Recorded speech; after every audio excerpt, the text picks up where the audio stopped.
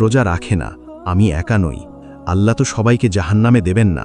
আমি তো খারাপ মানুষ নই, চুরি করি না, ডাকাতি করি না, মানুষকে মারি না, শুধু রোজা রাখি না।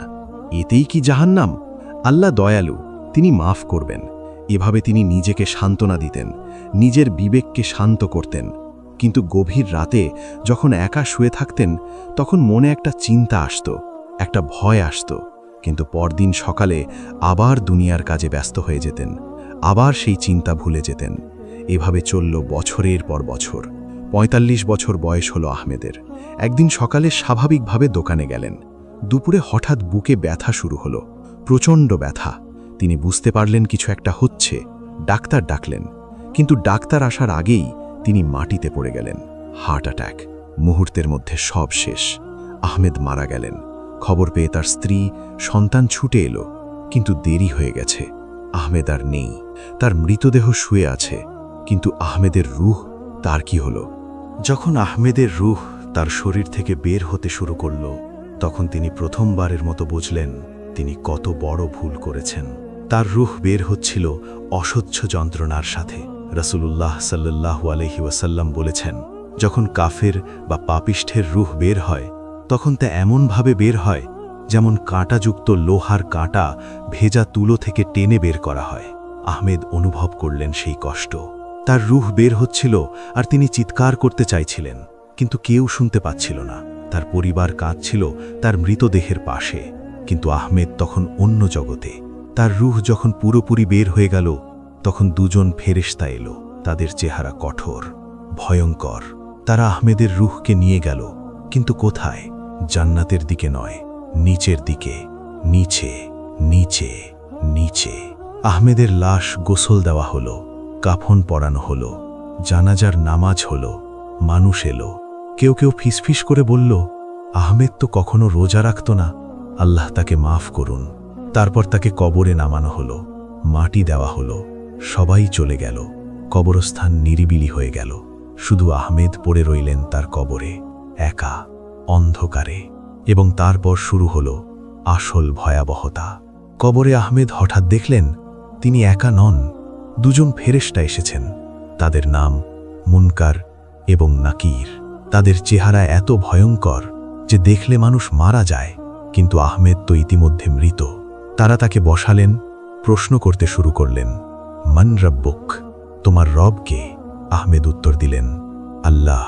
মা দীনুক, তোমার দিন কি? আহমেদ বললেন, ইসলাম। মান নবিয়ুক, তোমার নবী কে?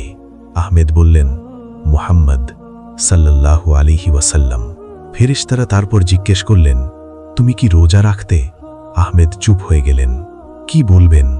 না, তিনি রোজা রাখতেন না, একটিও না। তিনি মাথা নিচু করলেন, বলতে পারলেন না কিছু। ফেরেশতারা তার নীরবতাই উত্তর হিসেবে নিলেন। তারা বললেন, তুমি জানতে আল্লাহ তোমার উপর রোজা ফরজ করেছিলেন? আহমেদ বললেন, হ্যাঁ, আমি জানতাম। তাহলে কেন রাখনি? আহমেদ বলতে শুরু করলেন, আমার ব্যবসা ছিল, আমার পরিবার ছিল, আমি ব্যস্ত ছিলাম। কিন্তু ফেরেশতারা তাকে থামিয়ে দিলেন, বললেন, এসব অজুহাত। তুমি জানতে কিন্তু মানতে না। তুমি আল্লাহর আদেশ অমান্য করেছ, এখন তুমি শাস্তি ভোগ করবে। হঠাৎ আহমেদের কবর সংকুচিত হতে শুরু করল। চারদিক থেকে মাটি চেপে আসতে লাগল। তিনি চিৎকার করলেন, কিন্তু কেউ শুনতে পাচ্ছিল না। রাসূলুল্লাহ সাল্লাল্লাহু আলাইহি ওয়াসাল্লাম বলেছেন, যদি কেউ কবরের শাস্তি থেকে বাঁচত, তাহলে সাদ ইবনে মুআজও বাঁচতেন।